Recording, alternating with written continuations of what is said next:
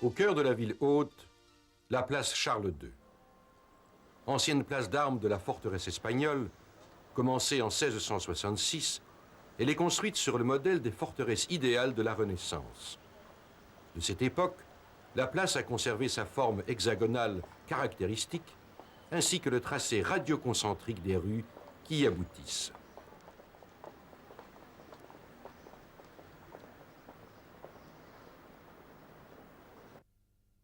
Géométriquement parfaite, la place de la ville haute s'adaptait à la configuration du terrain, un éperon rocheux choisi pour des raisons défensives. Les voies rayonnantes devaient permettre aux militaires de rallier rapidement tous les points de la fortification. La plus belle application du principe radioconcentrique se retrouve à Palmanova, près de Venise en Italie. Et cette ville fut fondée 73 ans plus tôt. La place centrale commande à toutes les parties de la cité.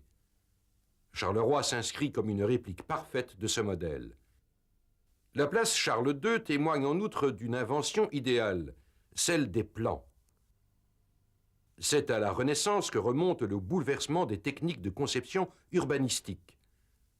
Auparavant, l'architecte concevait son œuvre sans recourir à un dessin préalable. La première place forte espagnole est construite sur l'emplacement du village de Charnois, où vivaient quelques paysans et cloutiers.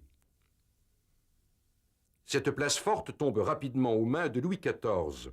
Les Français mettront un soin extrême à l'aménager. En 1675, 9 ans après la création de la ville haute, ils entament la construction des remparts de la ville basse, avec la collaboration de Vauban, le célèbre ingénieur militaire.